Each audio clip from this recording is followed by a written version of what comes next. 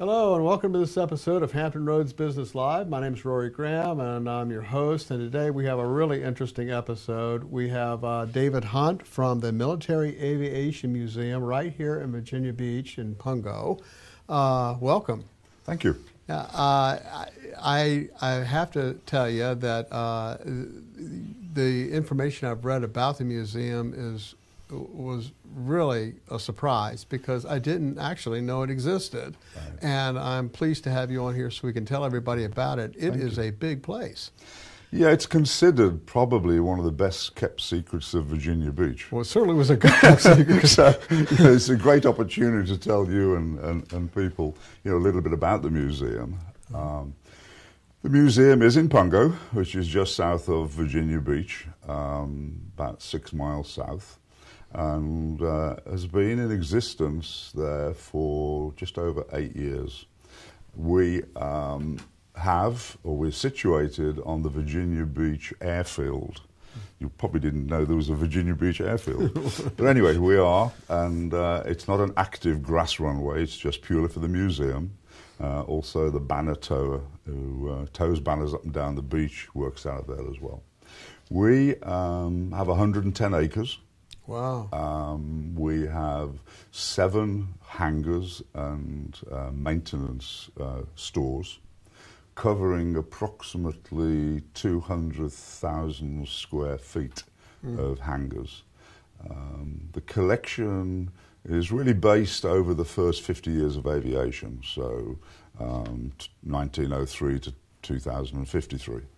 Sorry, 1953. We have a selection of World War I replica planes, plus a large selection of World War II period planes. Right. We are open 7 days a week. We only close on Christmas Day and Thanksgiving. We also open from 9 in the morning till 5 in the afternoon. And it's $12 for an adult to come into the museum, $6 for youth, $10 for senior. And the time spent there, people come in and they think they're going to have a 1 hour tour or a 2 hour tour. I think we've had people almost live there. It is so popular. And we have volunteers and docents, which we can talk about a little later, who will do tours of the museum. So if you want to come over and check out the museum and just look through the exhibit yourself, that's fine. If you want an in-depth guided tour, that will be provided. Okay, well, that sounds really interesting. It's a lot of history there. Yeah, so I would imagine that the guided tour must be really very informative. It gets difficult at times because now we have so much area and so many planes. When I joined the company or the museum in 2008, we had 27 planes, and we could do tours in about an hour to 2 hours. Now we have over 60 planes, of which over 50 of them fly or are capable of flying. And we have big tour groups and military groups coming to visit the museum, and they're expecting to have a 90-minute tour. That's very difficult. Right. It's like 1 minute per plane. It's not going to happen. But there's a lot of history there, and a lot of planes that have seen active service, which our tour guides obviously love to give that sort of information. Mm-hmm. Okay. All right. Now, you have a plane ride program that was really interesting to me because I can't wait. Can you tell us a little bit about that? Sure. This is something we've started this year. We chose 2 planes, a Boeing Stearman, both Second World War planes, 1944 and 43, I think it is. And the other one is an S&J-2, closed cockpit. The Boeing Stearman is a biplane, yellow trainer. You'll be sitting in the front of that plane, and it's open cockpit. We'll even supply you with the leather hat, the goggles. So the pilot sits behind you? Yes, pilot sits behind you, absolutely. You take over, you take control, and if anything goes wrong, it's your fault. But it's a great experience. It's something we've wanted to do for a long, long time. So we're doing various rates from a 15-minute ride might be as low as less than $150 to a 30-minute ride in the S&J closed cockpit is just over $400. And these will commence in April, and they're going pretty well. I'm very pleased.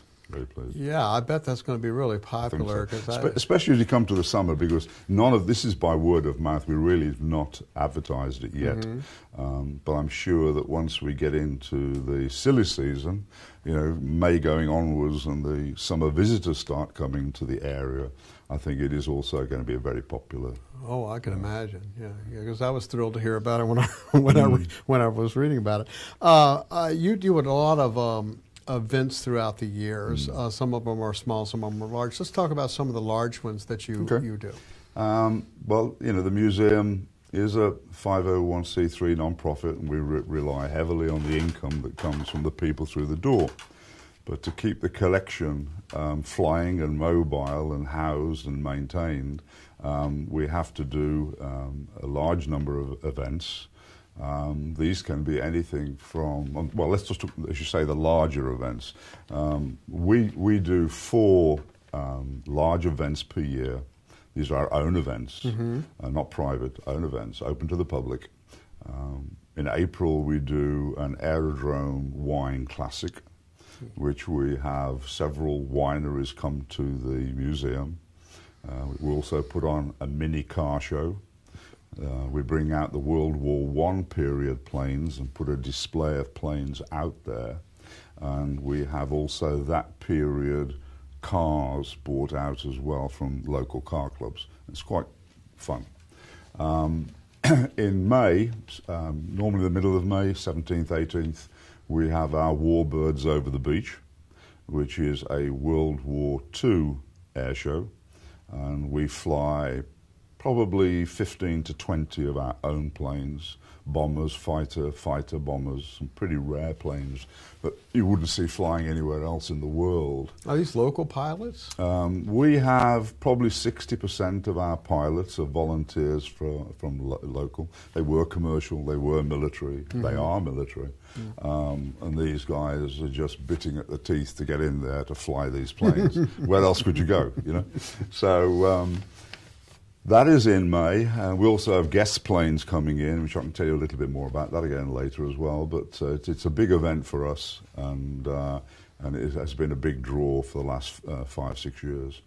In June, we're doing our 4th, I think, flying proms.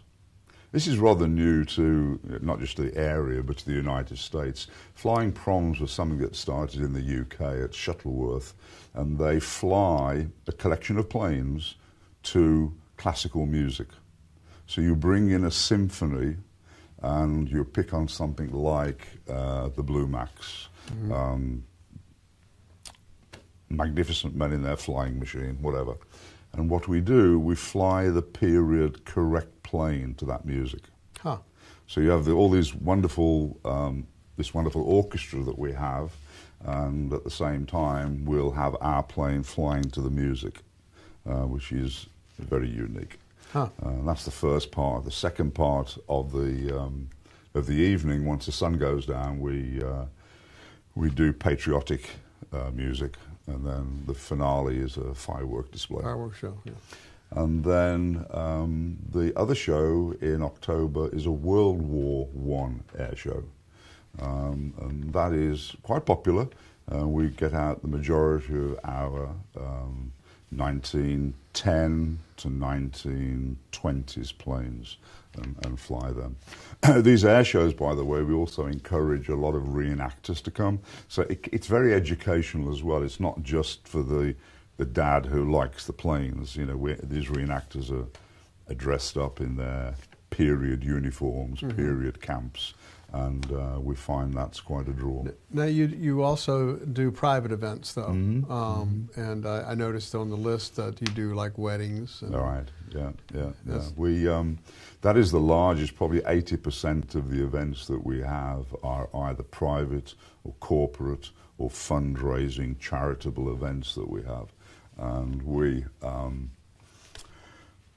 The biggest ones probably tend to be things like the car shows. That's very popular. You know, these motorheads, whether they're car people or plane people, they come together. And the Antique Automobile Car Association do bring this great collection of cars together every year.